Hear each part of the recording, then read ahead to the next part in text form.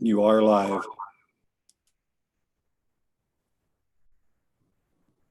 Okay, it's 6 o'clock, Bog. Are we on live? Yes, you are. Okay, I'm going to call this meeting to order. We'll start with a roll call vote. Our roll call attendance. Weber. Here. Nystrom. Here. Teven. Here. Pritchard. Here. Bellhouse. Here. First, I'd like to thank everyone for being here tonight. We are kind of half and half. The majority of the board is sitting here in the auditorium.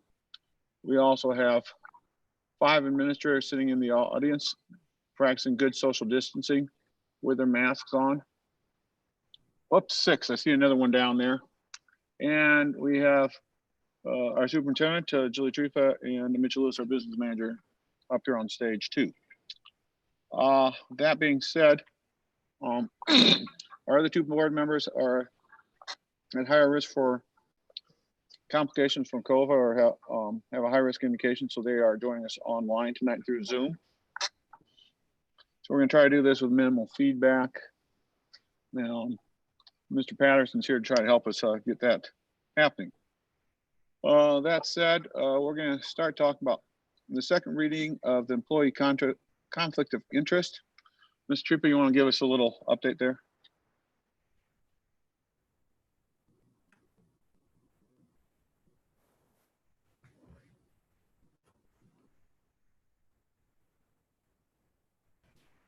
Sorry, everyone. So if you'll recall, the policies that we're reviewing for the second time are a result of our FEMA grant that we applied for and received their requirements for that receiving FEMA monies.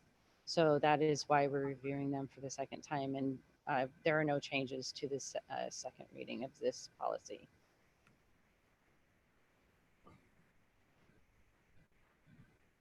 That being said, any of the board members have any comments or concerns they've heard about in between last week and this week?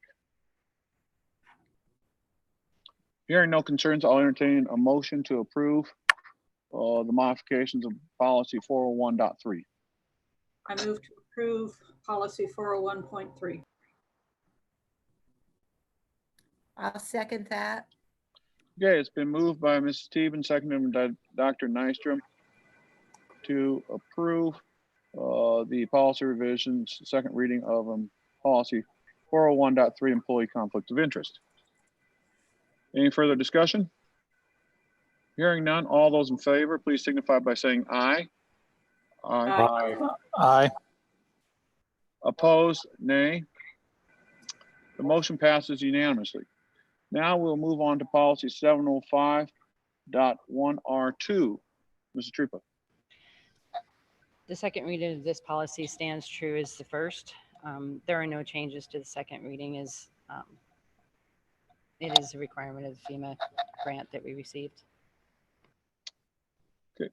Any board member have any comments, concerns they've received from the audience, from any constituents?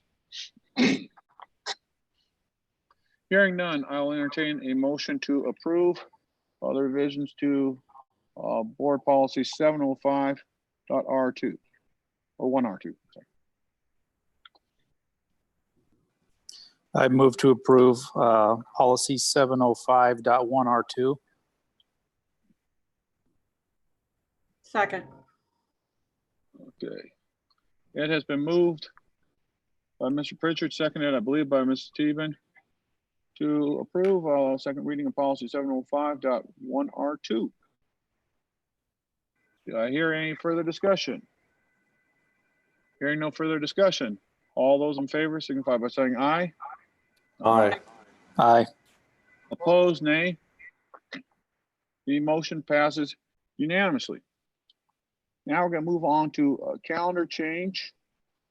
And I'm going to turn the floor back over to Ms. Tripa on this issue. Okay, we had asked to have the change to the calendar put on the agenda as we started to plan for this upcoming school year. As you're well aware, there are many changes to this year compared to most due to COVID. And one of the things that became very apparent is the fact that we believe our staff will need a lot of support and resources and time to collaborate, as well as time to work on some of the online instruction that they may be helping to administer. So currently our calendar has the first Wednesday of the month as a 2-hour early release. Our proposal is to add an extra 2-hour early release to the third Wednesday of every month so that we can add some time into our calendar to build in for our teachers and staff with regard to professional development.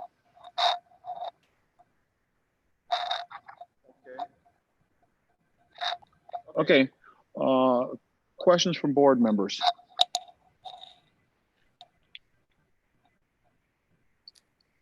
Okay, I don't have a question about this, but one quick comment, Mr. Collins.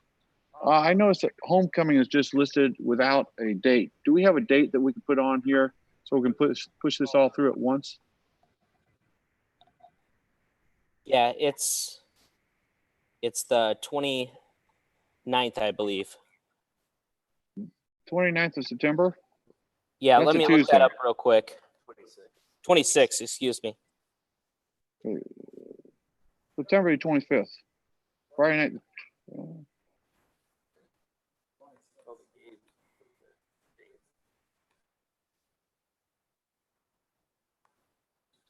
I'm Looks like Friday assuming, night would be the I'm assuming 25th. that's tentative, right? Correct. Mhm. Depending if hopefully we're having a football season, so we'll be able to have it. Yeah, I'm sorry, I can't see my calendar right now, but it should be the Friday and into the Saturday of that week, that last week in September. Okay, so homecoming would be September 25th, and then September 26th may or may not be a Dance. dance. Yeah. So, okay. I'm just trying to put this on so we don't have to bring this up in another month. Well, and the other thing I would probably add is we did take into consideration, one of the things we wanted to look at is make sure we had enough of the minutes. I believe when you passed the calendar, it was based on minutes, 1,080 minutes, or hours, not minutes, hours, instead of days. And so we did verify to make sure that that was not going to be negatively impacted. I mean, obviously it does take away some of that instructional time, but we are comfortable with adding that extra PD time without it negatively impacting our hours in our calendar. Because we got 1,209 Mhm. hours, so that would be approximately 1,600 hours, or 16 hours to decrease. Yeah, it's just 16 hours. So we'd still be at 1190 or so. Okay. Any further comments from board members? I have a Hearing no question, further- Brian. I have a question. Yes. If the schedule or the plan that we have in place changes remarkably, will that in-service for teachers change to accommodate things? So if you're asking if our normal in-service activities will remain normal or if we'll adjust them to meet the needs of our staff, we'll adjust them to meet the needs of our staff. Whatever it takes, we will make sure we do. Okay, any further questions, comments? Okay, I will entertain a motion to approve the calendar amendments as discussed. Motion to approve calendar amendments as discussed. Okay, is there a second? I'll second. Okay, it's been moved by Reverend Weber, seconded by Dr. Nystrom that we add a 2-hour early out on the third Wednesdays of the month, and that we tentatively set homecoming as September 25th and a possible homecoming dance on the 26th. Okay. Any further discussions? Hearing none, all those in favor, please signify by saying aye. Aye. Aye. Aye. Aye. Opposed, nay. The motion passes unanimously. Next on our agenda is Mrs. Tripa and possibly Mrs. James are going to give us an update on some of our school equity issues, where we stand right now and what our future plans, ideas are at this time. Of course, all subject to change secondary to COVID. So I'll turn that the seems to floor be, go ahead. to those two ladies right now. So that does seem to be a pattern that due to COVID, we've had lots of changes. And originally, even when we had our conversation during one of our more recent board meetings around the topic of equity, we had originally intended to have a forum on this day. And obviously that is not something that we've been able to accommodate that many people in close proximity. So that has been pushed back. The plan right now is for us to be able to contact some former students to create a panel in which to provide some more discussion, conversation, question and answer. As much as we'd like to get it at the beginning of August, it's not looking like that will be a viable option with former students as well as ourselves in trying to get the school year started. It will likely take place in September, but the plan is to have former students leading us in a panel discussion and a Q&A, and then moving into more of the table talks that we had originally had planned prior to some of these changes that occurred with the return to learn. And I'll let Dr. James add anything that she may wish to add.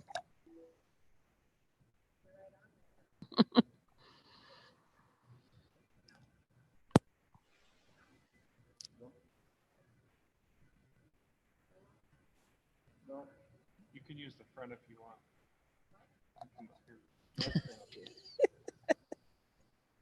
Yeah. Okay. She nothing to add right now, so. Okay. Mhm. Well, thank you for that update. Mhm. I don't think there's an action item there. Mhm. We just wanted to get the community. Ryan, you're on mute. Sorry. Right now, we have nothing, no action items. We wanted to make sure we're giving an update to the community as far as where we stand and what we're working on in the future. So stay tuned. Unfortunately, with COVID, we got two things running at the same time. And COVID takes a little bit of priority, although we are not going to let this issue drop. We will get it on our schedule here in the next 6 to 8 weeks time, once we get the kids back in the classroom and studying again. So that being said, the next item on our agenda is the return to learn plan update.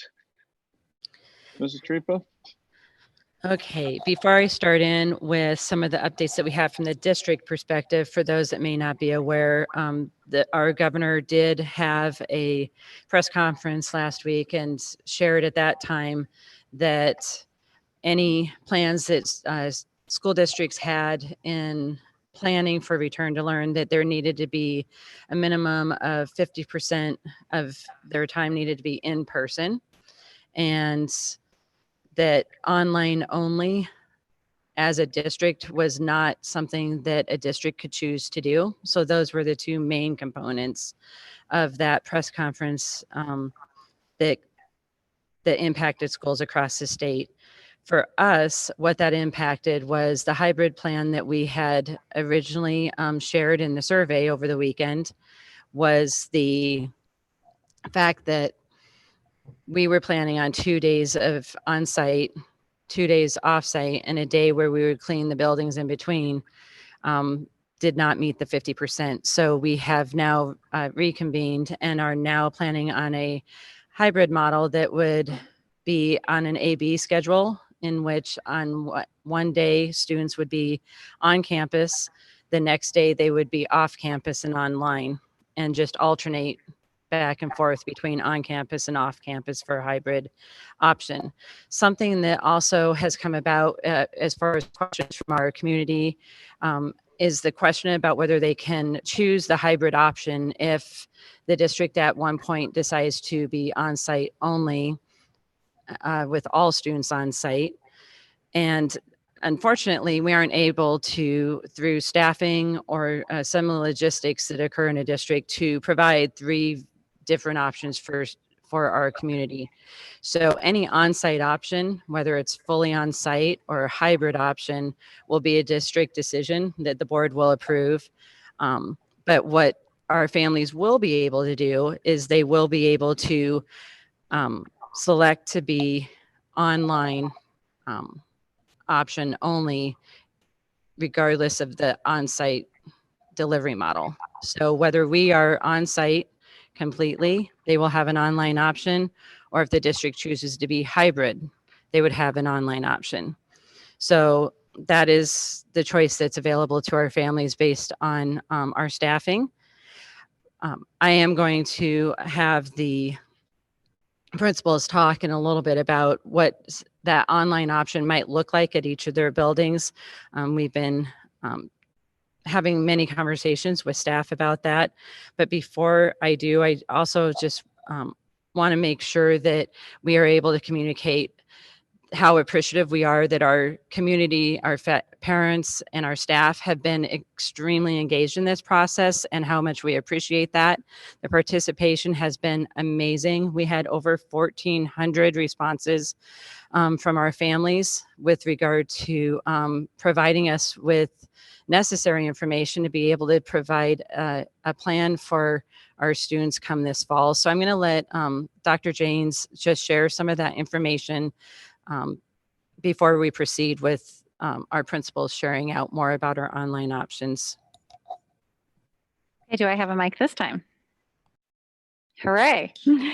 All right, I'll start with the family survey data, and we sent that survey out last Thursday and asked families to respond by Sunday at midnight. I know that was a really short timeline, and we've had a few more responses trickle in, but to have over 2/3 of our families respond in about a 3-day timeline, or not just 2/3 of families, but families representing 2/3 of our students respond that quickly is just amazing. So we really appreciate that, and that data is really incredibly helpful in thinking about how we meet our families' needs. Overall, one of the first questions that we tried to gather in that survey speaks to what Mrs. Trippa mentions around families having choice, and the choice to be fully online if that's what they need at this point or feel they need they're most comfortable with, or to return in an on-site model. And we had 27.7% of our families, so about 28% respond that they preferred or that if they were to choose tomorrow, they would select an online delivery for their student. And so that number, when we break it down by grade level, really plays out. It's not even at every grade level, but it is at least 20 kids, responses for 20 kids at every grade level, and up to our highest numbers that have reported. We're looking at 45 students at a grade level. So the question when we look at that from a district lens is, well, is this mostly secondary, or is it kids at a certain age? And really it's based more, I think, upon families and families' needs. And so there might be families that have students at multiple levels that that's what they need at this time. So it really surprised, I think, all of us that it was as equal as it was across the grade span, and that there were, again, that many families that are feeling that may be what they need at this point, and we want to make sure that we can offer that to them. That's the data point I think we've looked at the most in the last 2 days or day and a half as we think about planning for next year. We also asked, who is assisting children at home, or whether you're selecting remote, or if we had to move into a hybrid model, who would need to assist. And most responses were myself or another parent, guardian, or another adult, but there's a fair number, over a quarter, that it might change day to day, or nobody might be available. And so planning for a hybrid type model or something like that means we have to keep in mind that there might be somebody different assisting the students at home on any given day, and that could be a difficulty.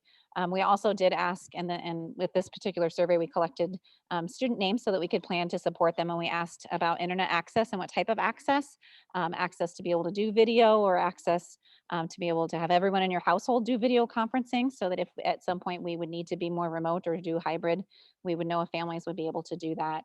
And then we did ask if one response choice was, my student does not have internet access. And I think this data is probably more accurate than when we've collected before, because we have the names and the and families to help track that. And just around 3% of the 2/3 who responded, around 3% internet access would be a challenge. So when we think about hybrid or remote, those are places where we want to try to support those families as best we can, and being able to support their kid with remote learning that might not have to be tuned into the internet all the time.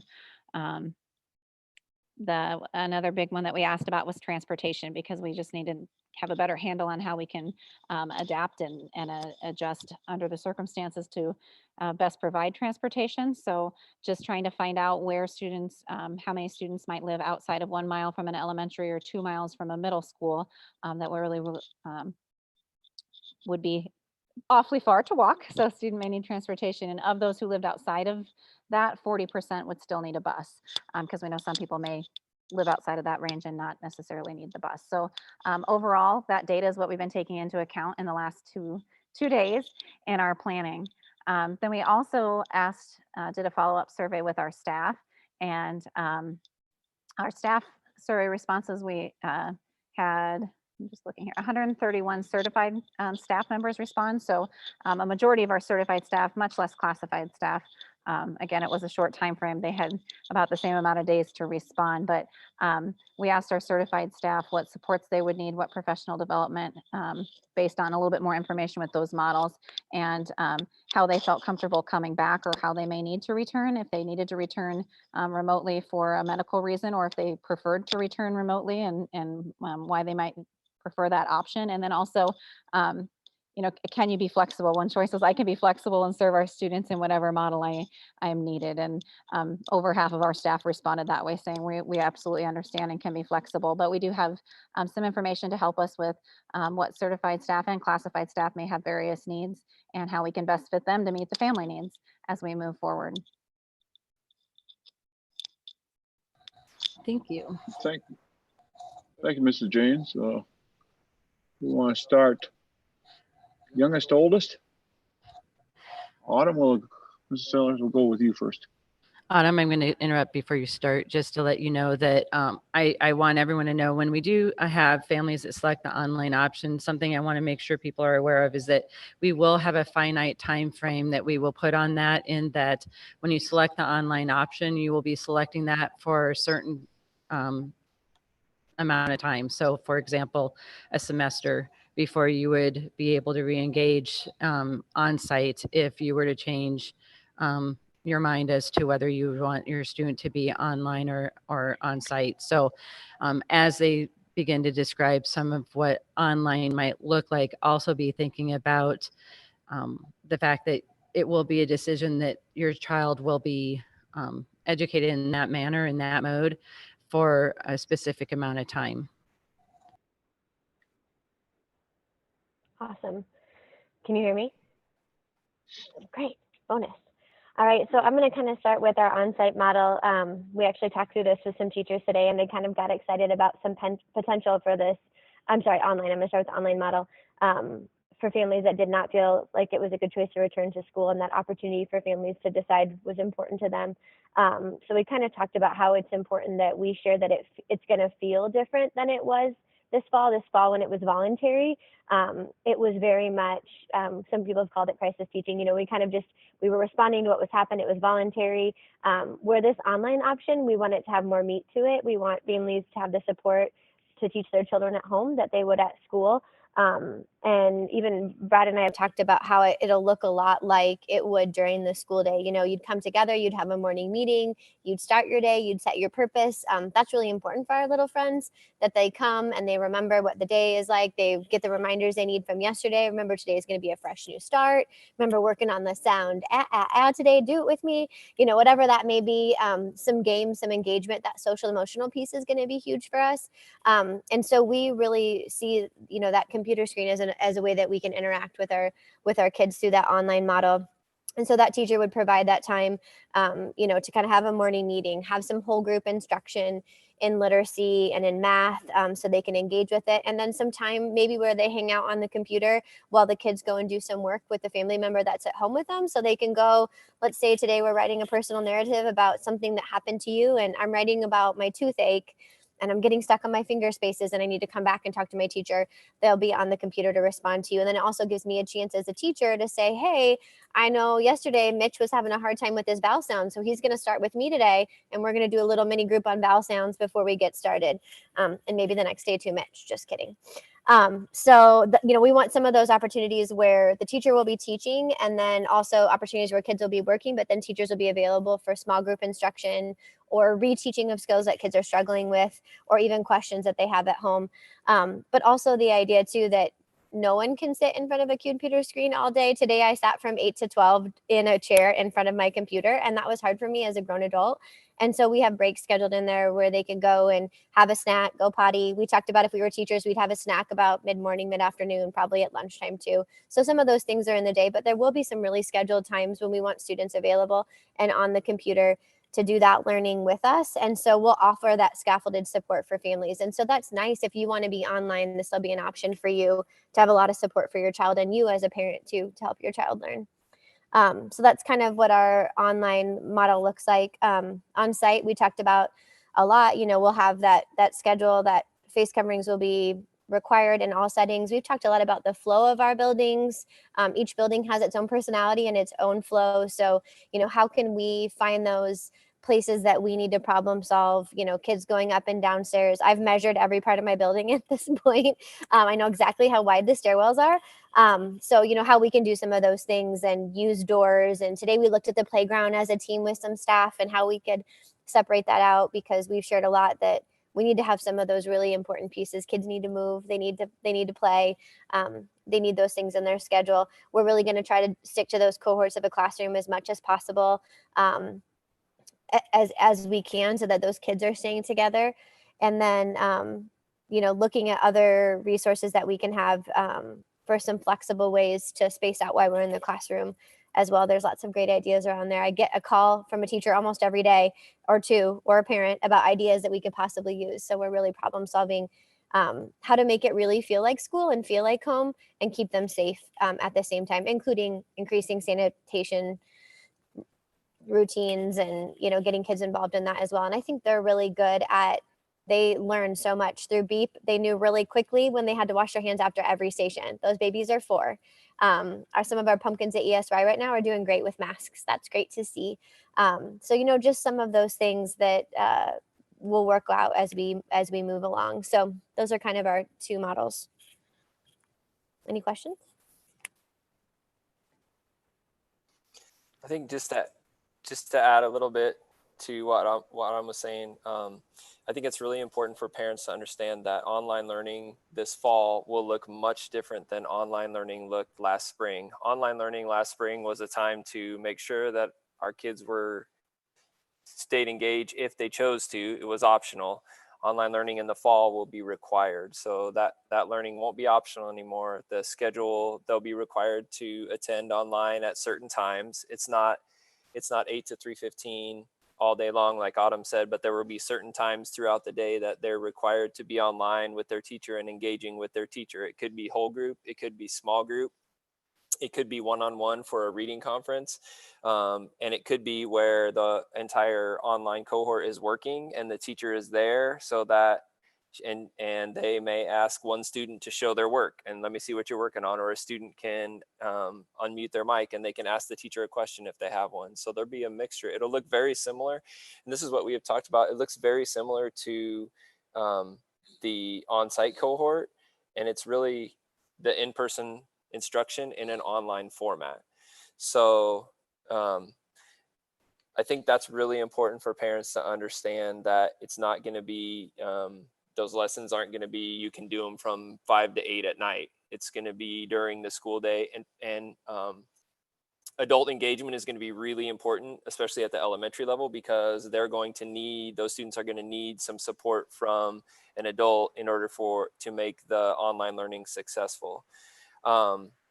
A couple things, and Autumn may have said this, but I just want to reiterate that those schedules will look pretty similar. The pacing for the year is going to look very similar. The online cohort the teacher that's doing the online cohort will collaborate with the rest of the grade level, and pacing will look very similar. Timelines will look very similar. The essential standards that they're covering will look very similar.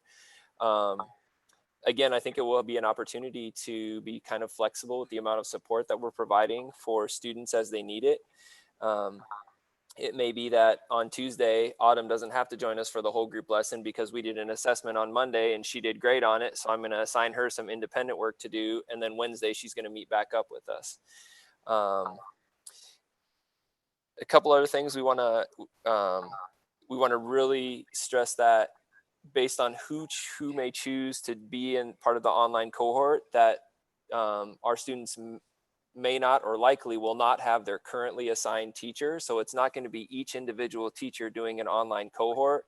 We'll see who chooses the online cohort, and then we'll need to rearrange students in homerooms based on that. So one of our teachers will be doing an online cohort, and all students who chose the online cohort will be with that teacher. The rest of the students who were originally assigned to that teacher will now be distributed out amongst the other homeroom teachers. So there will be changes in that way. So we don't want parents to have the misunderstanding that if my teacher has, or if my child has Mrs. Sealer for a homeroom teacher, Mrs. Sealer will automatically be doing the online instruction, because that may be true, but also likely will not be true in most cases. Again, that participation will be required. Attendance will be taken at those times, similar to how we take attendance and report that in an on-site model. We will work with our special education teachers to ensure that FAPE is provided and that our SDI minutes are provided to our students with IEPs, similar to how they would be provided in an on-site model. Again, that's kind of a fluid situation that we're still working on, how exactly, and it kind of depends on which of our students choose online versus which of our students choose to be in the on-site, or which of our families choose the on-site model. I don't think I have much to add about the on-site. Yeah, I don't think I have much to add about on-site. We're working on all those things that Adam talked about.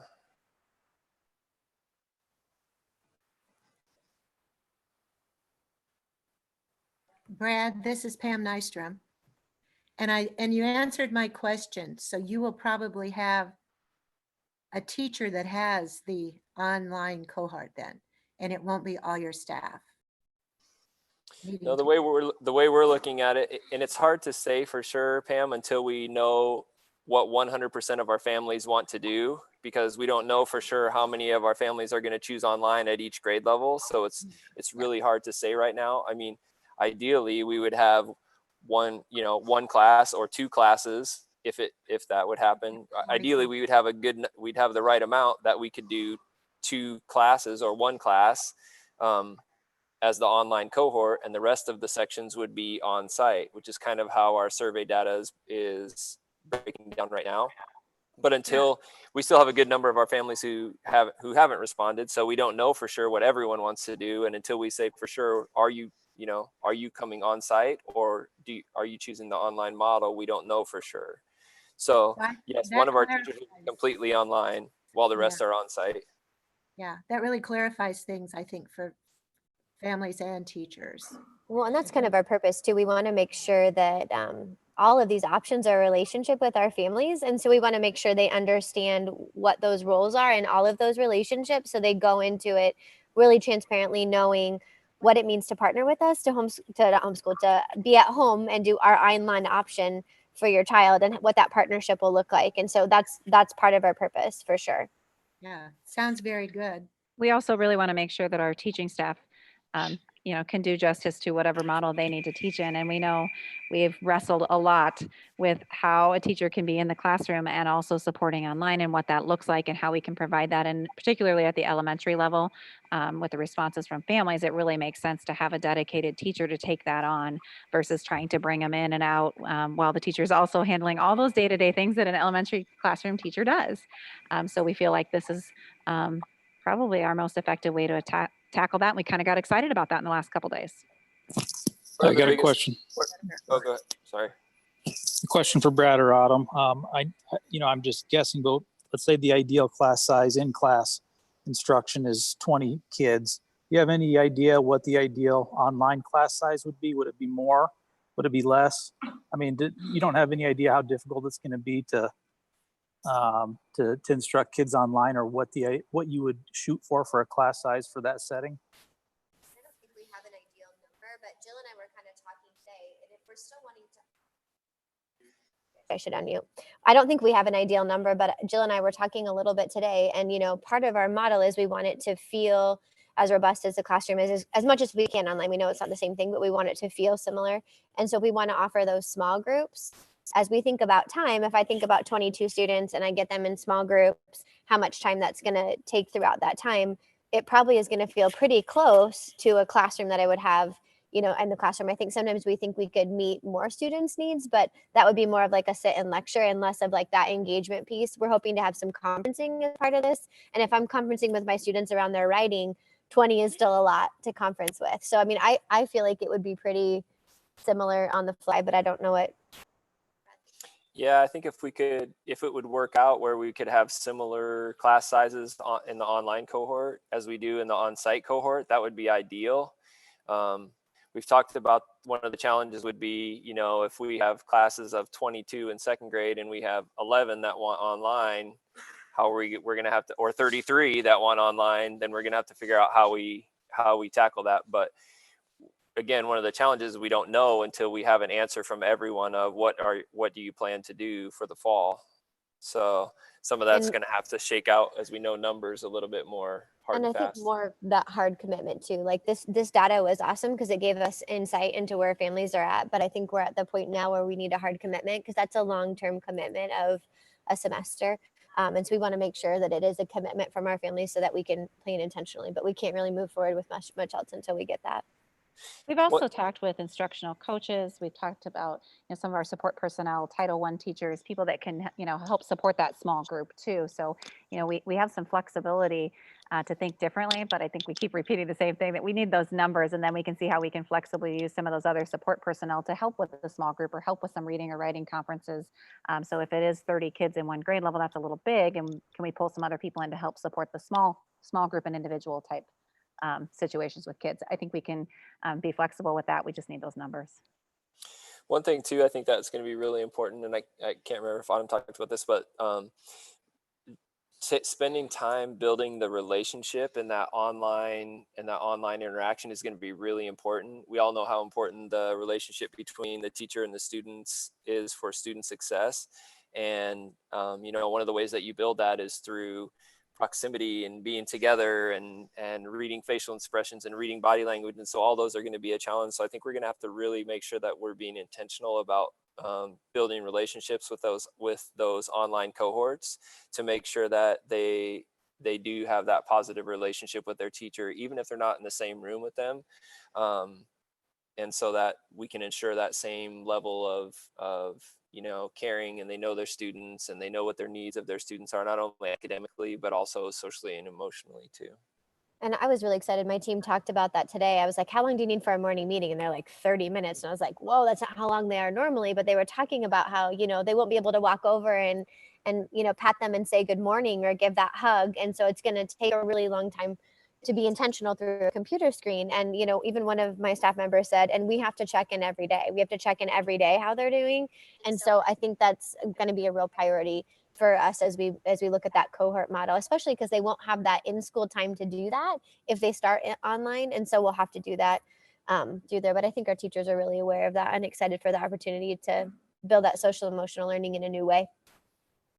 I think two things, again, I know we've talked about this, but really to stress is that adult involvement at elementary level is going to be so important for students to be successful in that online format. And then that they're going to be required to be online during certain times of the school day. So it's not flexible like it was. I mean, it's somewhat flexible, but it's not as flexible as it was in the spring. So those two things I think are really, really important as families are trying to decide what is best for them and their children. Question for you quickly. I know you sent out the survey data and gotten names. Is that going to be considered registering for that then, or do they still have to register for the online? I think our intent, Pat, is to have them register formally online once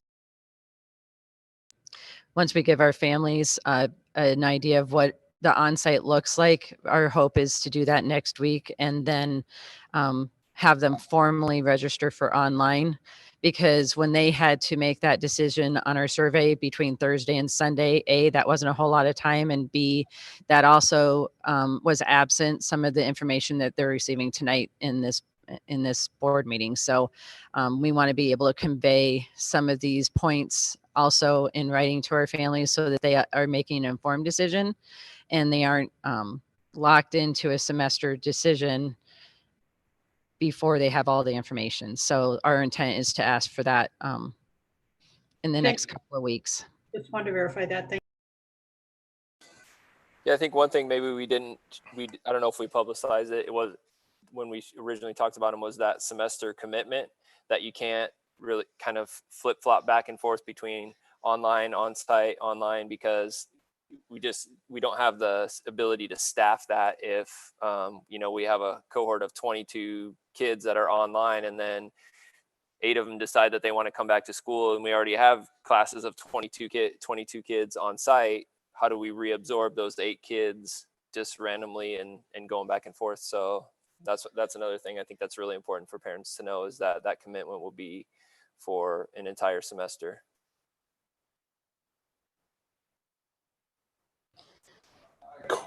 I had a quick question. And this probably goes for all the administrators across the board in regards to the teachers that you have.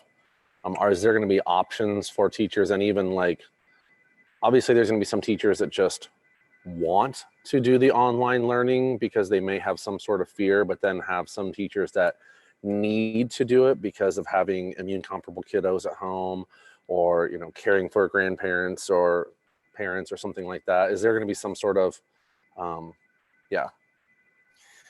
I was Jude, do you want to add?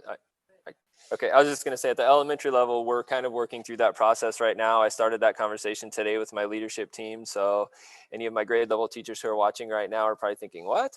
Because I haven't had a chance to meet with all of them yet. So word is probably getting out that we're gonna have at least one online section. I would anticipate. I think we're both working through that with our staff on who that would be. And when you say, will there be choice? I don't know that I would say there would be choice, because if you have 3 teachers at the same grade level who want to be the online teacher and we only need one, we have to work through that process. On the other side of that, if you have nobody who wants to be necessarily the online teacher and we need one, then we have to work through that process. So yes, I would say there's some flexibility. If you know that someone is not comfortable or needs to not be in the school environment for some reason, then I think that would be logically the person that you would look at for the online cohort. Yeah. And something I can talk about for an example in the high school is we have an English teacher who is pregnant, who have a baby during the middle of the year, and she's volunteered to do online. So that kind of makes our job easier in that circumstance when she can teach 9 through 12 and organize it that way.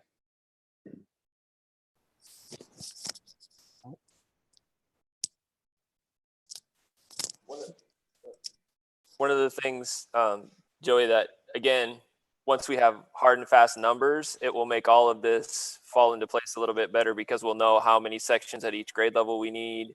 Then we can have the conversation of who that is or how many that's going to be and who those people are going to be, and can kind of start going through that. But until we know how many sections we're going to have, we can't and the have that conversation. Is my mic working? You know, the online learning at the secondary level becomes more difficult if you're certified in one area. So if I as a teacher am certified in math and I only teach math, it's hard to ask that person to teach math, science, social studies, language arts when they don't have any of the resources to do that and have never taught those things. And so at the elementary level, where you typically teach all of your subjects, that's a little easier to facilitate online. So as you move up in the secondary level, it kind of becomes a little more impossible, which is why as I get to my plan, we'll talk about how that looks different than elementary. When will we have the data that we need to base these decisions off of?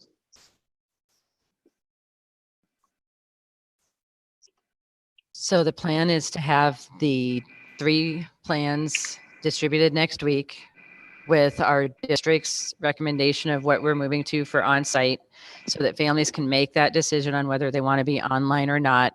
The official announcement or decision won't happen until the board approves such plan, but the goal is to have that out next week. And my understanding, one other thing is that the board, we will be deciding if the in-school option is full-time every day versus A, B every other day. Because the governor wants us, every kid in school to be at least 50%. Now, if we do have that 50-50 option, the A, B, I am assuming, I've had this question asked, when kids A are in school, kids B will be having some homework assignment or something they will have to get done and be ready with it when they come back the following day and vice versa. Is that a fair statement, or will there be? That's a possibility. That might be one option. But one of the things to keep in mind, if we have the A/B, it is also possible that the students that are home and online may also be engaged in actual learning online as well, not just homework. But that's something that we want to be able to solidify some of those details before we're able to share out what that plan exactly looks like, since we just changed this after the governor's announcement. So that's part of what we want to be able to put out next week is those details of what does that look like when they are home. But I think families need to know that if we're on that A/B schedule, it is not necessarily going to be a situation when they're home that they do not have to be online. In fact, most of the time they will likely have to be online at some point. Okay. And by the same token, if we go to the A/B, then every other day for the younger kids, the parents are going to have some type of supervision in the house or having a babysitter where they have internet capability in order to be participating in school from home. That is correct. Yes. And so the emphasis that you heard from our elementary principals about the need to have some parental, whether it be parental, guardian, an adult assisting the students on an online option, that would be true in a hybrid option as well. That we would need. That leads to my question that I've been thinking about. Is our decision going to be district-wide, or is it going to be based on building? For example, the high school, they a lot of times can provide their own transportation, the older kids, and they are constantly mixing through classes. You know, could we possibly look at doing the older kids as a hybrid model, whereas a first grade class with 20 kids, it would be pretty easy to keep those kids as a cohort and move those kids through the day in the same group. That would alleviate a lot of transportation concerns and would probably be much safer than having a full day of high school students mixing throughout the day? Or is it going to be a one decision for the entire district, or is there flexibility to split it up based on age or building? So I'm going to answer that the way I answered it this morning with the teachers. That is an option at this time. We have not determined whether it will be one mode for the entire district or a combination yet. We are hoping to use our data to help drive that decision though. And that's why it has been so helpful to have our families engage with us and participate in those surveys, because it is allowing us to use their input and their wishes to come up with decisions that hopefully will best meet the needs of our student community. There are quite a few questions coming in from the chat. I wonder if we want to address. I'm aware of those. Okay. And I was going to try to get everything done and Perfect. then go through those questions. So Perfect. from what I'm seeing right now, because some of these questions are kind of being answered as we talk.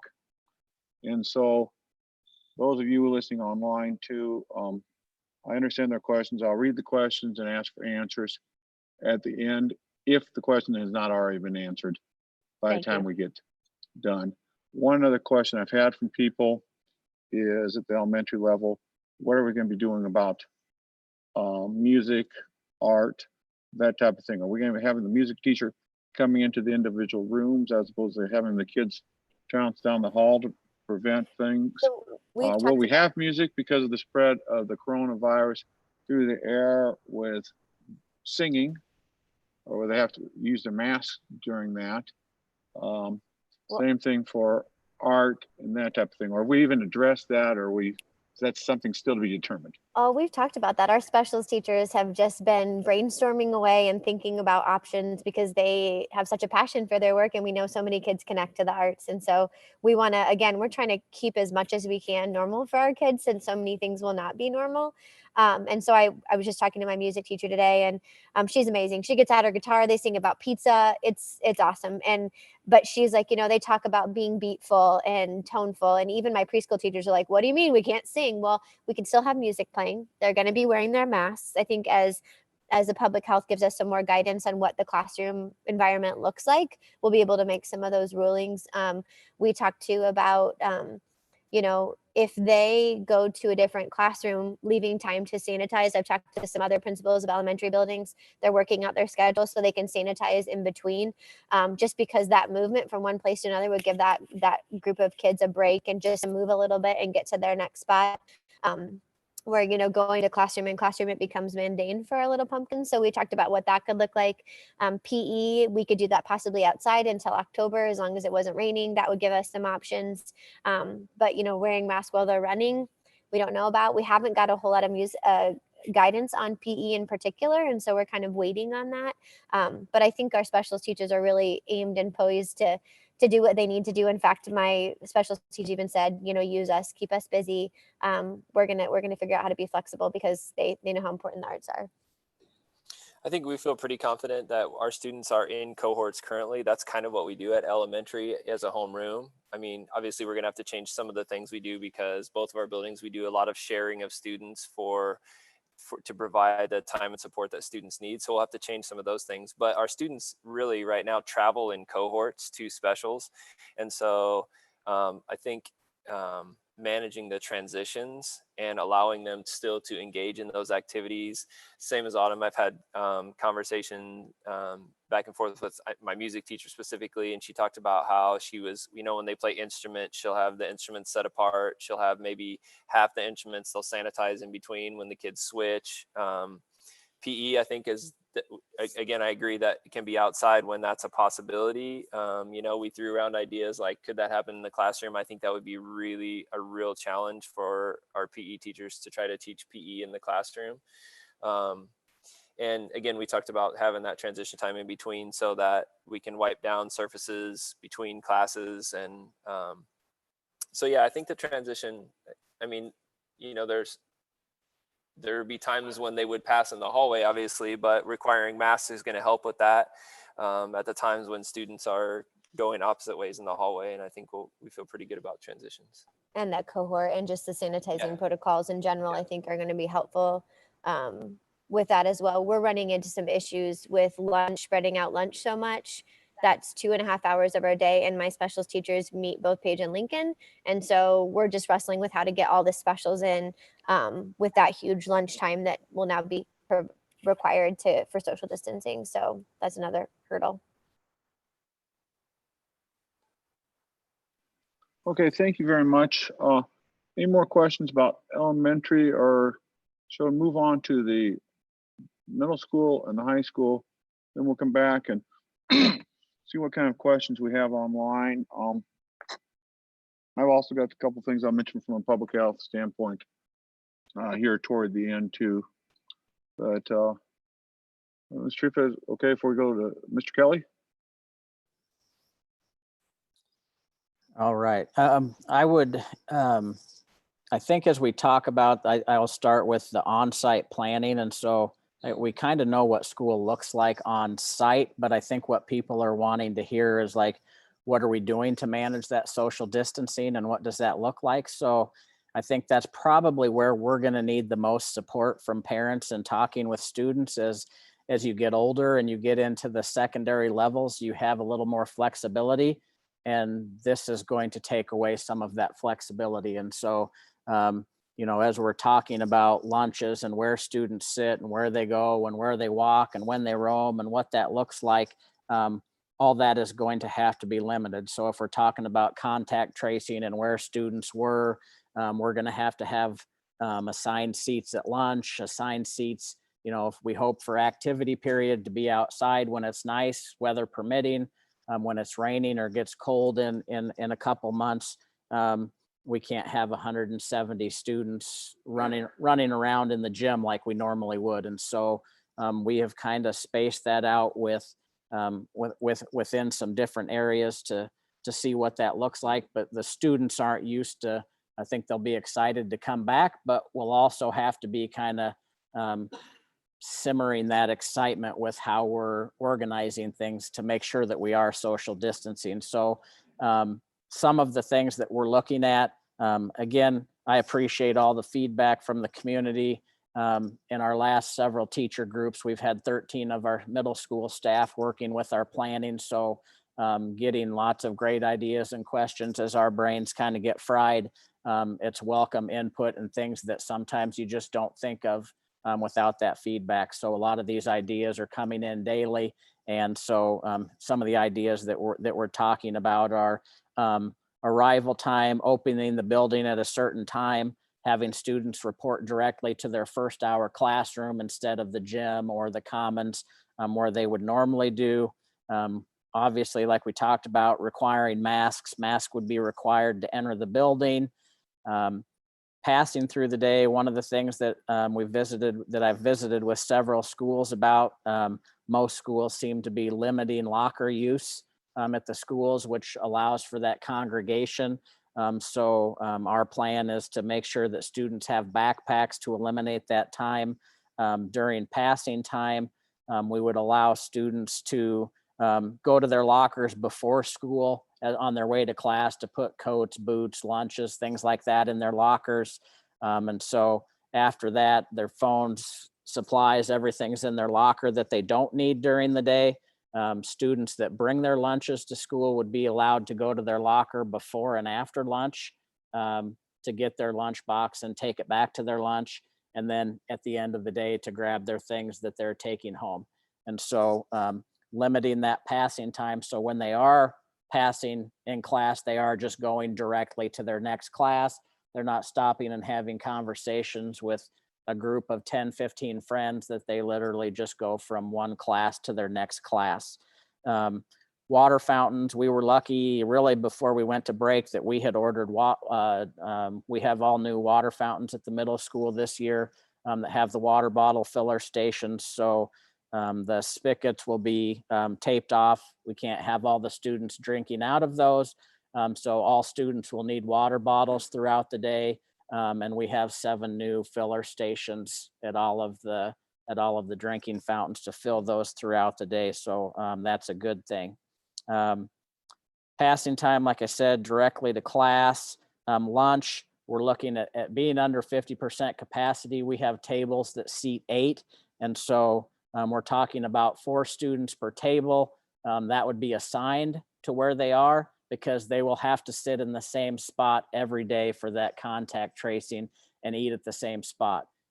One of the things that I think hopefully parents can understand during this pandemic time is, you know, I know we're all getting lots of requests for, this is who I want my student to be in class with. This is who I want them to sit with at lunch. We're really not going to be able to take those requests because if you take for one, you have to take it for 600. And it just doesn't work that way. And as we don't have the ability before they come in to pick, we have to have a seating chart in place when they come on day 1. So they already know where they're going. And so likely that's going to be by alphabetical order or homeroom. based on the tables that they're at. So 4 per table puts 100 in the lunchroom. Our normal capacity would be 200. And then we'll probably have 2 or 3 classrooms where we assign students that they can eat 6 feet apart from each other in a classroom for the overflow of who's not in the lunchroom. And again, that's kind of that, we haven't had lots of conversations around lunch of like what it looks like as far as food and serving and what those options are. So we've kind of been operating under the assumption that most of those choices will be taken away. We won't have salad bars where students are serving their own food and getting options. It's probably going to be more like a grab and go, or they go through and their plate is handed to them, and that's kind of what they get. And so, and then just making sure that students know they're not going to be able to be up and walking around during lunch. They go to their assigned table, they eat, and they stay at that table. They don't go stand by the other tables and talk to their friends. And so, you know, we don't want people to think that we're being mean or not understanding that, but, you know, for the validity of contact tracing, and if somebody comes positive, we have to look through and see who's been in contact with, you know, within somebody, and possibly put those students out for 14 days. And so we're doing it for the safety of students, you know, obviously not to be mean. Activity also looking the same. I think that's our biggest challenge, is we can space out lunch and get them in different places and figure out how to facilitate that. Activities a little bit different. So what does that look like? Are we going to have them sit in the bleachers every day? When they have to be inside, we put marks on the gym bleachers this week, with students 6 feet away from each other every other row. We can get 84 students in the bleachers, about 45 around the gym on the floor, 6 feet apart. So right now we're at about 125 students around there, and we can also put students in the middle of the gym. So depending on our numbers of how many choose the online option or come to school, we think that we can facilitate that. But again, activity is a time where kids are normally up and running around and playing different activities and doing stuff. And so that will be a different one. You know, when we're outside, we can really space out and be where we need to be, but that looks like different inside. Dismissal time, we just started talking about what that can look like, and our hope would be to do a staggered dismissal depending on what grade levels go, but that might have a dismissal 3 minutes later, you dismiss the next grade, 3 minutes later, the next grade, and so on. And then the expectation when you dismiss is you go to the locker, get your stuff, and out of the building you go. Again, we don't wait to congregate with friends and have big groups in the school. It would be just business of where they need to go, whether it's out the door to get picked up or to walk, or to a designated area where we would have groups that are getting picked up for busing. And so those are some of the ideas that we're looking at as people are trying to make that decision of, if I want to be on site, what are we doing to protect our kids? Those are some of the ideas that we're coming up with. As far as social distancing in the classroom, we've also measured classrooms and where we're at. 6 feet is not possible, but we do believe that in a normal classroom that 3 to 4 feet of social distancing is possible, with the desk space 3 to 4 feet apart, that we can facilitate the numbers that we need to make that happen. We're still working on areas, like you said, with not having, as music again looks different at the elementary level. A lot of our music periods, there's only one period that's offered for each grade level in music. So oftentimes we have up to 50 or 60 kids in one session. And so what does that look like? How do they sing? Do we have music classes sitting in the commons with somebody supervising them? And then, you know, the sopranos go down and social distance in the room and sing. They come back up, and different things like that. Band also has some strict requirements of 6 feet of social distancing, 9 feet for tubas. With 40 people in band, our band room is pretty good size, but that still takes a pretty big space when you're talking about some of those areas. So still waiting for some further guidance on what that looks like, and is that safe or not. Online planning, similar ideas to what the elementary talked about. Like I said, our bigger challenge is that most of our teachers only have the materials and have taught one section. And so our goal would be to have every core teacher teach an online class for their subject area at a grade level. And so normally we teach 7 sections. Each teacher teaches 7 sections. And so our thought process was to eliminate one of those sections with the reduced numbers that we'll have of people that are choosing online. And then that period will open up a period to teach an online class. So then they would then teach that online class during that open period, and they'd teach the same content that they were teaching during the day to that group of online students. What that might look like, like the elementary people said, students would be expected to log in at a certain time. We would build a schedule throughout the day so classes aren't overlapping when they're teaching. It might work out that our thought was to have all of the core classes. And when we say core, we're talking science, social studies, reading, language arts, and math, have all of those be delivered online. And then our exploratories would be more maybe similar to what they look like in the spring, of putting content out there for the students that still enjoy those activities and want to do some of those educational opportunities. But those teachers already teach all 4 grade levels. And so they'll still be tied to working with that. So they would put content out to have work that the students could work on. And we think we would change that to exploratories to a pass-fail option, just kind of a completion. So students could have a break from the rigors of the academics with math and things like that, and still do some of those things that they those areas that they really enjoy with the fine arts and art, STEM, computer, FCS, and things like that. Expectations for those classes, we would think that it would be like a class period. So a normal class period is 40 minutes, but that doesn't mean that the students would be online for 40 minutes. So we thought the students would stay on until they're dismissed. So there might be a day where there's 20 minutes of instruction and then there's work time. So the students would be able to log off and work, or they could stay logged on and complete work and ask the teacher questions if they have questions while they're working on it. But they'd have a little discretionary in that time commitment of if they want to stay logged on after they move to their work time. We want that to be as rigorous as possible. So just like the online content, we want the online classes are going to have the same homework load, the same assessments, the same scheduling, the same content.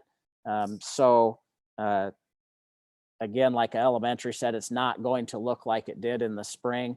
It's going to be just as rigorous as being in person. So I had given an example that I have typed up of what a schedule might look like, and based on when we're working on that schedule, we just had this conversation this morning. So we're looking at a schedule of when those 5 classes could be offered out. So you might have a class 1st hour, 3rd hour, 4th hour, 6th hour, and 8th hour. And those other times would be considered open. So during those times, they could be breaks, they could be work completion time, they could be time to work on those exploratory and PE classes that they're not getting in person. And so we would create a schedule for the students to log in throughout the day. And the expectation would be that they log in to a Google Meet during that time to be with their class. And one of the ideas behind that schedule that we would put together is, in the unseen for event that we have to quarantine students, for 14 days, students that were in person could go to that online model for that 14-day quarantine and still participate in their core classes at the same level they were as if they were in school. So they're not just going to miss 14 days of instruction, you know, depending on, hopefully, you know, they may be asymptomatic or whatever and still feel okay to do school, but would still have the ability to log in and access that and stay up with all their classes. And so that's kind of where we're at with that planning right now. And so I don't know if you want questions for middle school or if you want the other secondary to open that up and then ask secondary questions. Why don't we go ahead and get the high school perspective, and then that way we have two of you to grill. Okay. Yeah, so a lot of our, can you guys hear me? Okay, so a lot of our conversation today with our teacher leaders was involved around what online looks for our high school students. So looking at that survey data, we had about 130 high school students request online only. So our goal today as a group was to paint that picture of what their day would look like on a daily basis. And I know high school is a lot different from elementary on what that looks like just based on course offerings, but we have the same like sentiment and agreement that the rigor is going to be a lot higher than it was prior to last spring, and attendance will be taken. So to kind of start, we had a really, and we don't have that data tonight, but we had to ask our teachers and have them report to the teachers on what courses can we actually offer online.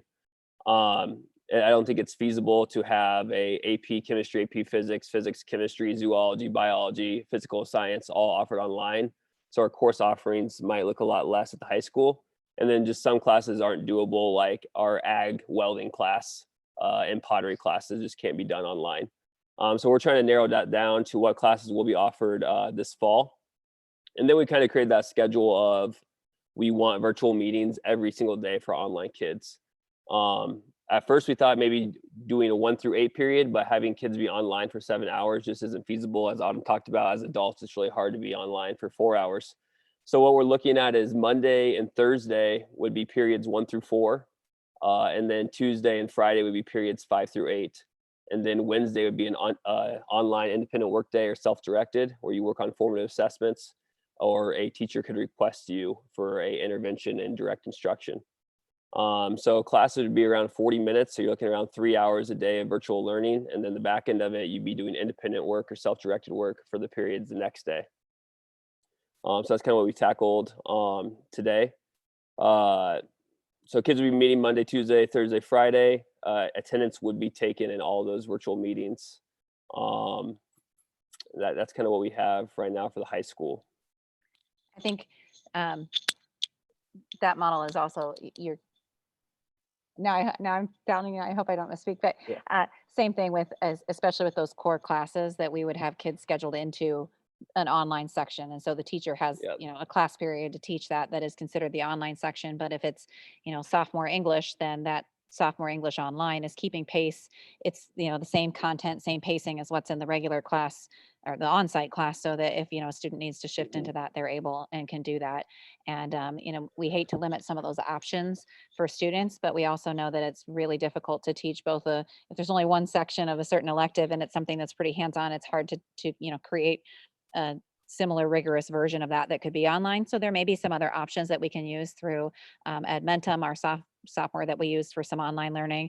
There are some other really nice rigorous secondary options for online learning that exist out there. So we may still be able to provide some of those other options, but just not with our teachers. We just want to make it clear that we don't feel like we could fully staff online in all of our electives with our own teachers here. Yeah, and to build off that, our intention is to have our online kids have a 1 through 8 schedule. So we're going to go into Infinite Campus and build online classes, and then we'd schedule those kids so they'd actually have a schedule just like our kids in person that they follow.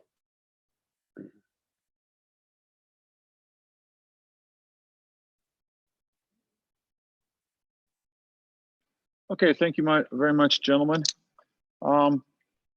First, we'll start with board's questions to either Mr. Kelly or Drake. This is Pam, and I do have a question for Scott. So if fifth graders come in the morning, they go to their homeroom, Then they travel to all their fifth grade teachers all day First- long, for different subjects. Is that what I heard? Yeah, they would report to their first hour class to eliminate that extra passing from homeroom. So they would go directly to their first hour class. And would Yeah. they just see fifth grade teachers then and just move around that part of the building? Except for specials, maybe. Yes. Yes, that's one of the things that we're looking at with right now. Our teachers teach 5th and 6th grade and 7th and 8th grade. And so that's something that we're having the discussion about because they're all in that same area, you know, is it okay to, is it okay for where they're at in that area? We're looking at those areas of where they are and who's teaching them. We're working on that schedule.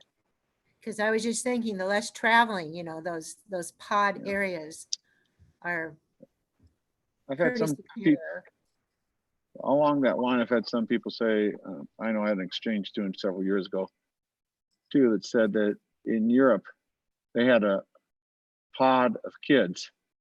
They stayed in the same classroom every day and the teachers came to them. That way they only had the teachers moving around. This was at the junior high and the high school level. And I don't know if we've looked at that where the kids go to their 8 a.m. classroom and then they stay there and then the teachers shuffle around instead of the kids for a few hours. That would be a lot less passing in the hallways because then you just have the teachers passing in the hallway. So I don't know if we looked at that, how that would work out. Just food for thought. That's a European model. It's been out there for a long time. Other questions from other board members? Good question for Scott. And this is just with having my own middle schooler. And maybe I misunderstood it. So are you saying that they will have their backpacks with them all day long in school? Yes. So that's different than, because before it was they weren't even allowed to have their backpacks because of safety issues, Yes. right? Yep. And so, yeah, that's a definite change. And again, that's to eliminate the congregating in the hallways during passing time. So Have there been any, because I know the reason they didn't allow the backpacks before was for safety issues and stuff that they may be sneaking in the backpacks, stuff like that. So has there been any thought to the requirement for the clear or the mesh style backpacks? no, that hasn't come up. I mean, that's, you know, a conversation of, I know one of the things that we always try and be cognizant of is the expectations of how much we're asking parents to spend on things. And if they've already got a bag or a backpack or something like that, I think it'd be hard. That's, you know, some backpacks are $100, some are $5. If I've already bought something or have something, I'd rather have them not go out and spend money on something. So I know, you know, that's something that we always take a look at with, you know, one of the things is safety with, you know, what's in it and what's not in it. The other thing is safety in the classrooms. If you have 25 backpacks laying in between desks and there's a tornado drill or something and everybody's tromping over those, what does that look like? So I think it's, you know, it's an organizational thing. Make sure it's slid under your chair out of the way of things and stuff like that. So yeah, we hadn't thought of that, of what it could look like. And I don't know that even if they had a mesh backpack where they might put something in it that we would be able to see or not, is probably, they'd still be able to hide something from us, even if it was mesh and we could see through it. So. Okay. Any other questions? How many kids are in your building, Scott? Between 600 and 650. So, I mean, we can all be optimistic, but realistically, controlling 600 middle schoolers, social distancing is going to be virtually impossible, right? I mean, does that force us into looking at a hybrid model just for this sheer fact that the number would be half and it would be much easier to enforce some of these things that are going to be critical? I hope not. That's my hope and plea with parents, is to talk to their students and understand that these expectations are so we can come back to school, not only so the parents can be at work, but so that kids can get a meal during the day, that they're in a, you know, they're in a safe place, that they're getting the education that they need. And so, you know, that's a possibility. You know, we want to try everything. I think everybody's in the same mindset that we want to try everything possible before we just say, hey, you know, every other day you're at home. And that's one of the things that that could lead to, you know, maybe administrators making the recommendation of, we've been talking about, hey, what could cause us to go to a hybrid plan? And that might be me coming to the superintendent crying that, hey, we can't manage the social distancing, and they're grouped in the hallways all day long and they won't stay at their lunch tables and we have no control over anything. And if Dr. Melhouse asks us for a plan of who they were around, we have no idea because they're everywhere and they won't follow those guidelines. And so those things that we're putting in place are to be able to come back and be in school. And I think if we follow those, and students are willing to work with us, we just need to realize that, you know, we hope this isn't going to be forever, but until we can be to a place where we feel safe. And when we get to that place and have the recommendation to do that, we're ready to lift some of those restrictions and open those things up and give students some of that freedom back. Because, you know, honestly, it's going to put a lot of pressure on the teachers and staff to, you know, monitor the students and be saying, no, you can't do that. Hey, you have to stay here. So we really need the support of the parents and students to be able to do that. So, you know, with that number of students, it is a lot of students in the building, but I think we can manage it. Okay. Any other questions? Otherwise, I'm going to make a couple statements from a public health standpoint. And then I'm going to start asking these questions. They're in the chat room. And anyone from the administration that wants to pop up and make an attempt at answering them, I'll be good. From a public health standpoint, there's a lot of things we still don't know and we're waiting for. There's our hope that the Department of Public Health and the Department of Education will come up with rulings or recommendations as far as if you have a child test positive for COVID, how long do they have to stay out of school? Now, in the workplace, that just changed today. It used to be you had to stay out 14 days from your time of first symptoms. Now, they are recommending just 10 days staying out. That just changed from an email we got from the CDC this morning. So again, this is a running target.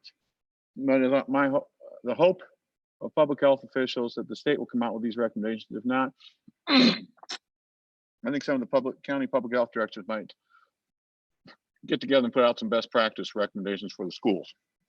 Dr. Not only Melhouse, for can I just share with you what the DE has shared with us as far as the timing on that? The Department of Education has indicated that they would have a recommendation as to what would occur if there was a COVID positive COVID case in a school by the first week of August would be what they have shared with us, that we would have an indication of what that process would look like. So the first week of August is the date timeline that we've been given. And hopefully that will also have, if you have a child who has a positive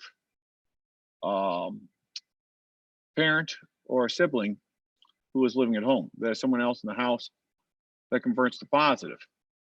Right now, that child would not be allowed in school for 14 days.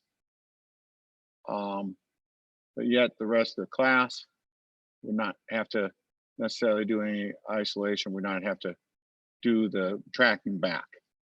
We're hoping to get some firm recommendation from the state 1st of August. If not, I think there'll be some recommendations coming out from other regional board of health directors.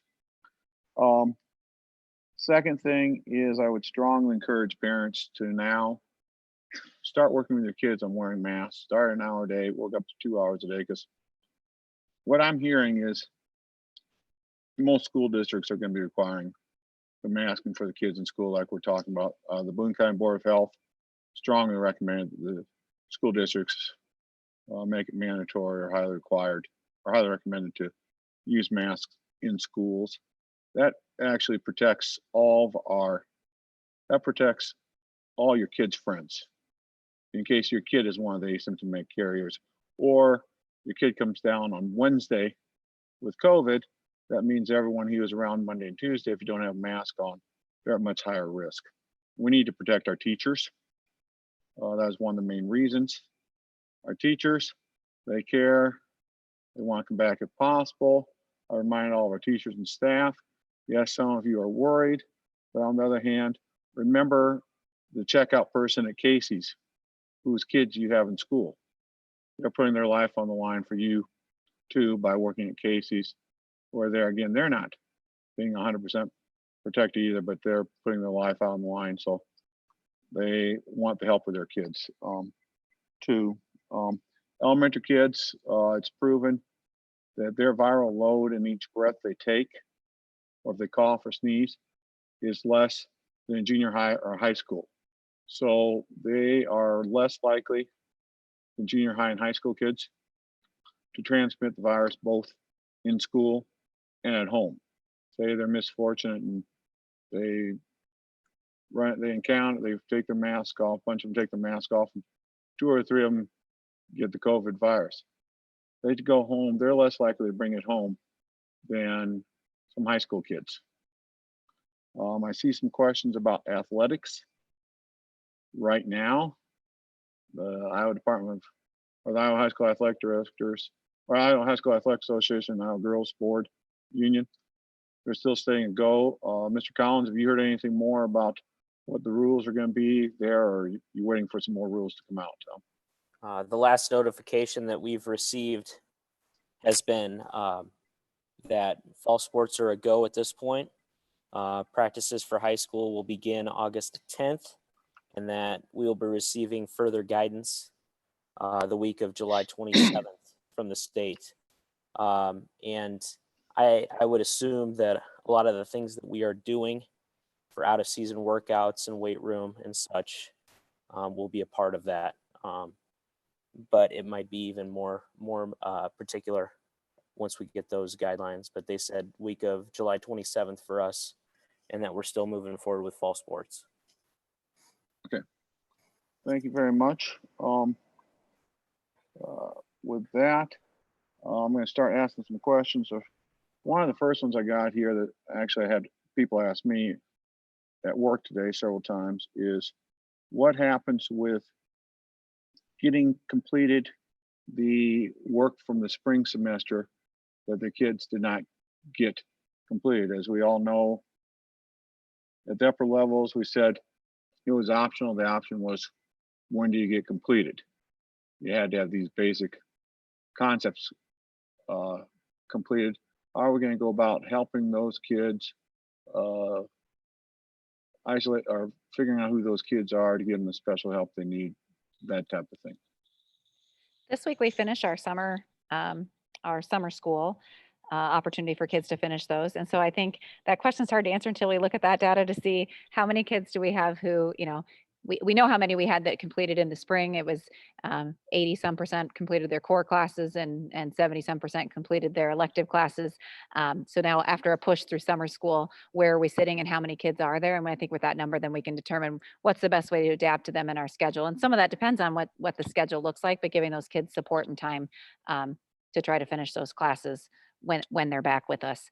I can't give you for sure on what that'll look like because I don't have that number today, but I'm really hopeful that as our summer school staff worked really hard, we'll have more kids fall off that list that have completed what they need to, and then we can really narrow on what do they have left. And again, if it's an elective, is that one that they can, take something else this school year, this coming school year, and perhaps that previous course isn't one they need the credit for, or if it is a required course, they're going to need that credit for graduation, then, what's that support look like to get them through that?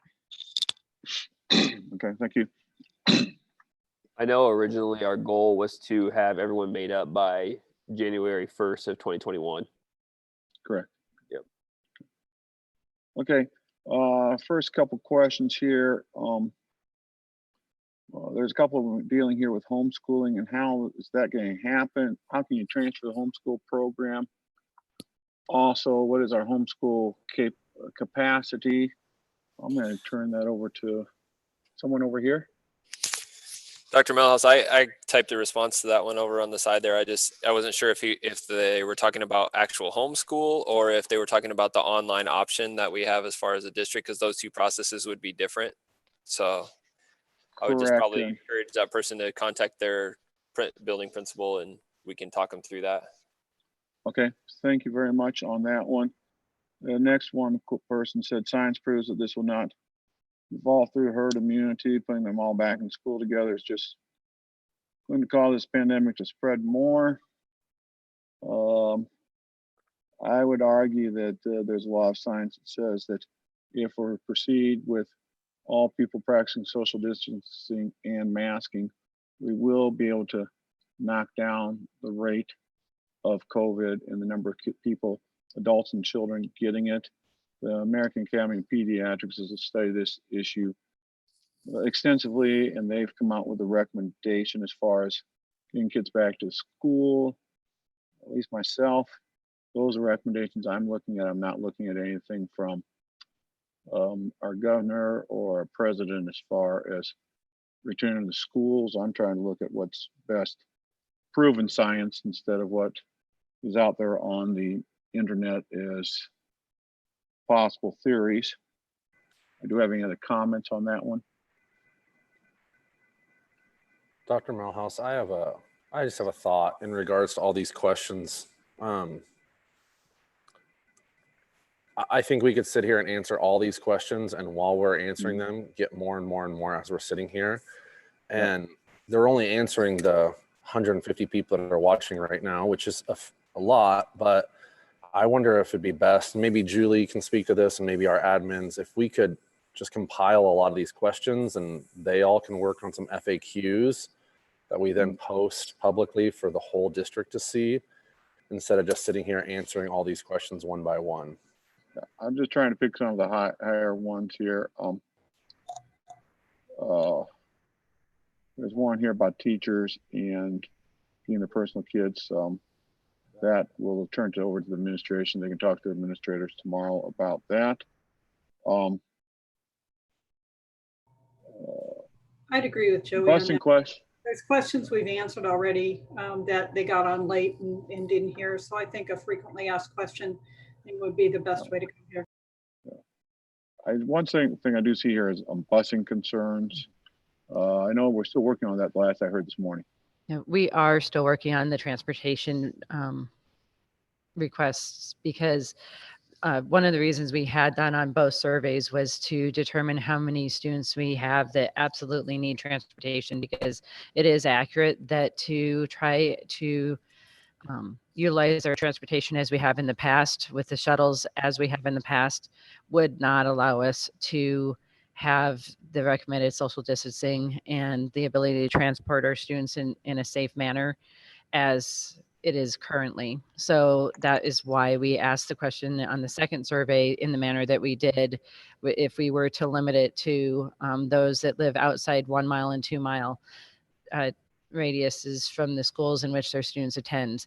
We have not determined what that's going to look like. If there's any way that we can provide some kind of shuttle service, that would be fantastic. I am going to meet with Mr. Kennedy tomorrow to go over the data that we received from the survey so that we can determine what our capacity will be on the buses. One of the frustrating pieces is that we, as we have in some cases, other cases, we have some conflicting recommendations coming our direction as to what the appropriate safety standards would be on buses. On the one hand, we have what we were told with baseball and softball, that it, without masks, we can have 13 students on a 77 passenger bus to be considered safe. If they have masks, they were able to have up to 26 students per 77 passenger bus.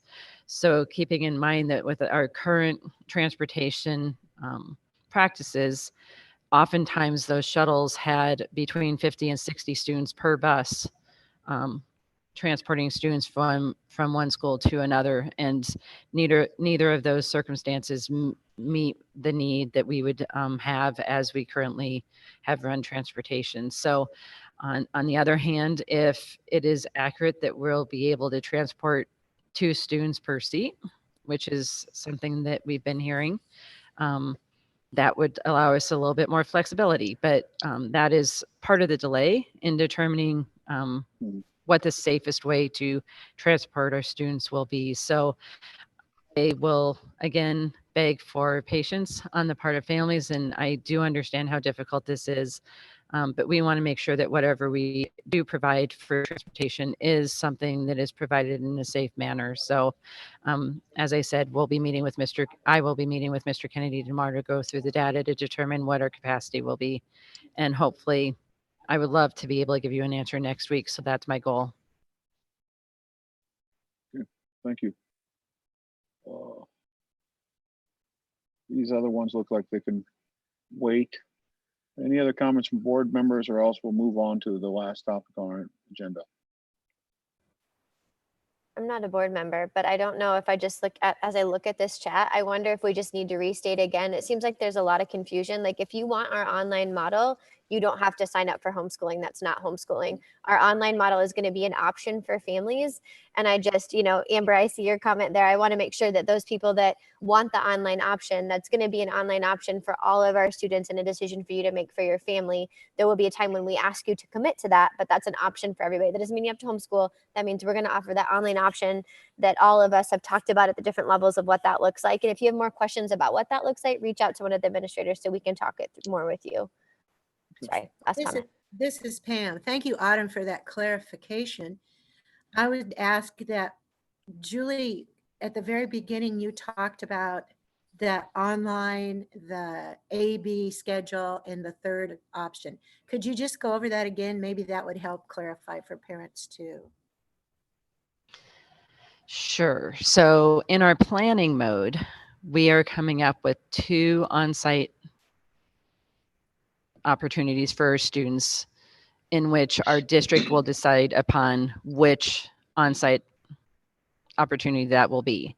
And I'm avoiding the term option because I don't want to mislead people to believe that they can choose on-site completely or hybrid. That will actually be a district decision. But regardless of the on-site opportunity that we provide, families will be able to opt for solely online learning.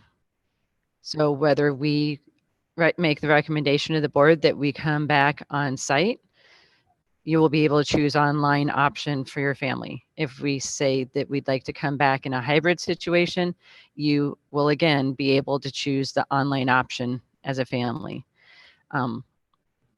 Sometimes it's confused with the online only option as if, let me restate that. Sometimes it's confused with the online only that the governor was responding to, as some districts had said they were going to return online only, and that is not an option for districts at this time. That is something that would be determined in collaboration with the Department of Public Health and the governor. That is not a decision that the district can make on their own at this time. So when we talk about an online only option, that is in conjunction with our on-site option as a district. And I don't know if I made that more confusing or if I helped, but that was my attempt.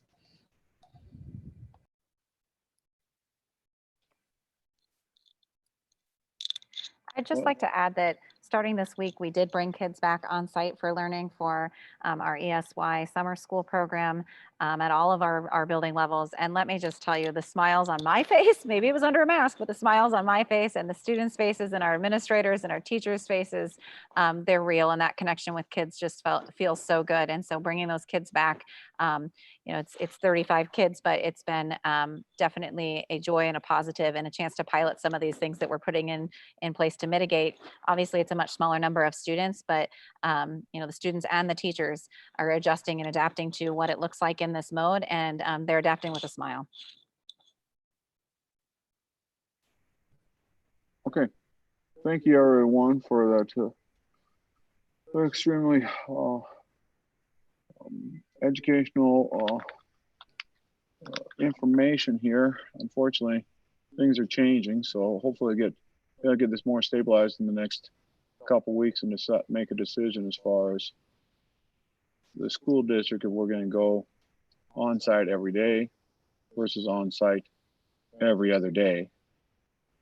After we make that decision, then the parents will be able to decide if they're gonna have their kids on-site option, or if they're gonna be the totally online option.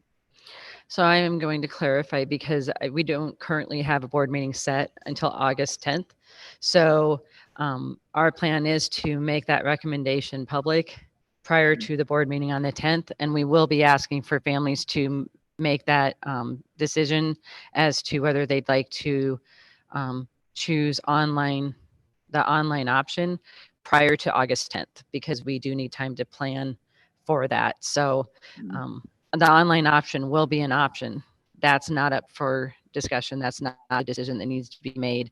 The decision that needs to be made is on-site every day or on-site every other day.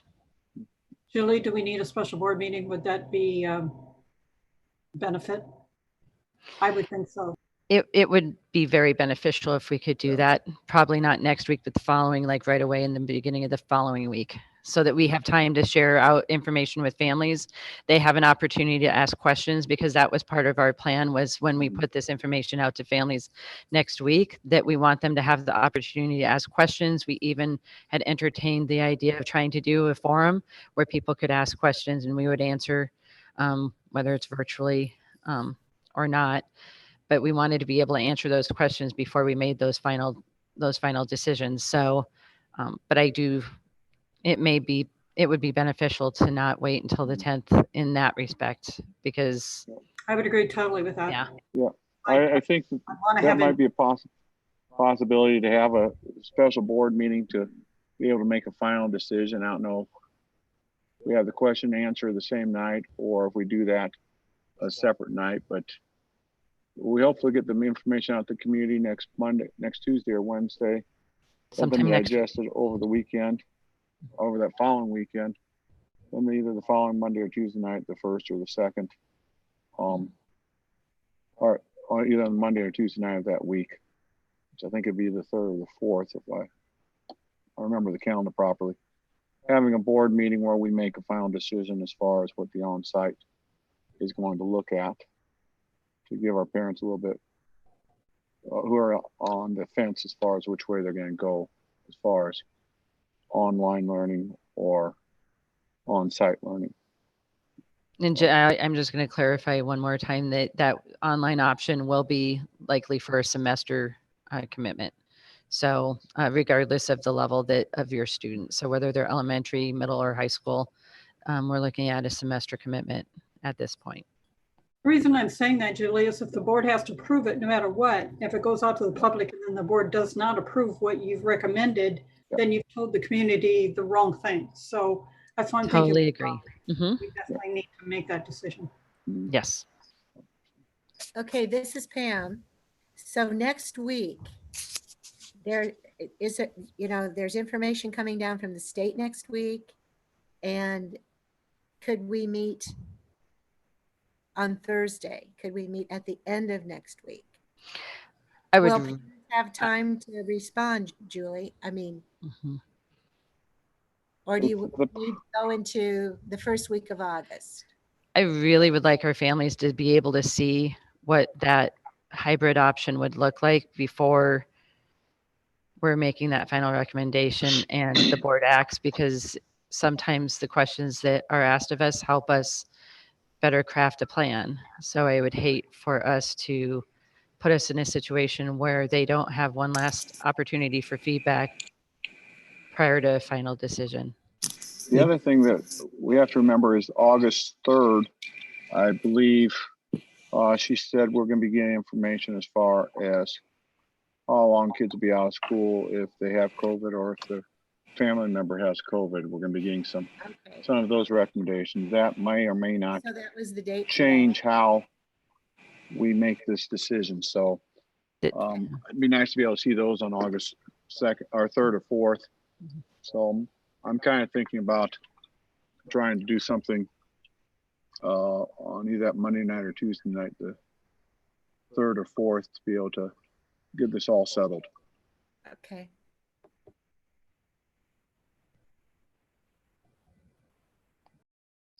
I know we've had a lot of board meetings recently this summer. Normally most summers in July, we have one board meeting. And it's a short one. We're out by 8 or 8:30, and that's it for the month. But this time we've been having a lot of board meetings because there's a lot of information. We want to be as transparent as possible with our constituents, our students, our parents. I would like to say personally, thank you to all the parents who have taken part in our surveys. In the past, when I've been on the board, if we got 300 or 400 responses on a parent survey, we considered that great. We even had probably 100 more students at one point. But now we're getting 2/3 response on a survey within 4 days' time.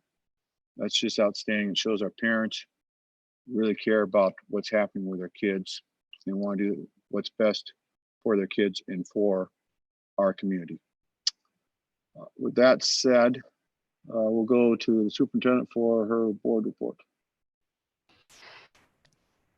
The return to learn has been the majority of the time. However, I will share that I have had an opportunity to participate in chamber board meeting, meet with the chamber president as well as Salvation Army representative, and we'll be meeting with the Rotary next week. So slowly but surely having an opportunity to meet with some community leaders, getting to meet with some parents along the way, but as soon as we can arrive at a decision, I hope that I'll be able to have more opportunities to meet with even more people. And it's been fantastic to finally be able to meet, even though masked up.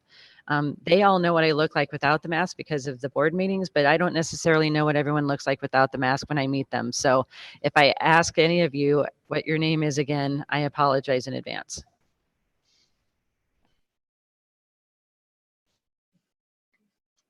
Anything else? Okay, anything else for the good of the order from any board members? I'll just say it. I mean, we've said it in different ways and shapes, and I'll just say it to all of our admins here and our teachers. Somebody I think said that as well, but gosh, thank you guys. This has been more than any of us could have ever thought of asking you for. And so you guys have been working your butts off, and we appreciate that. So just thank you. Keep up the hard work. And yeah. Yes. Yes, I agree with Reverend Weber. Totally. Thank you again for everything all of you are doing.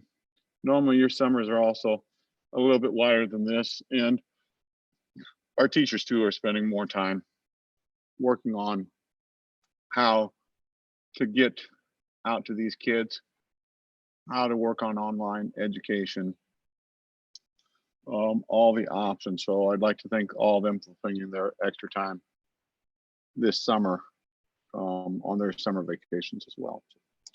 With that said, I'll entertain a motion for adjournment. So moved. Second. Okay, it's been moved by Mrs. Stevens, seconded by Dr. Nystrom to adjourn. All those in favor say yes. Yes. Yes. Yes. Opposed, nay. Motion passes. We are adjourned. Thank you everyone for watching tonight from home. And we'll keep you informed as far as the progress on all this and when we will be meeting one final time to finally get this all in writing and approved. Sometime hopefully the week of August 3rd. Thank you. Good night.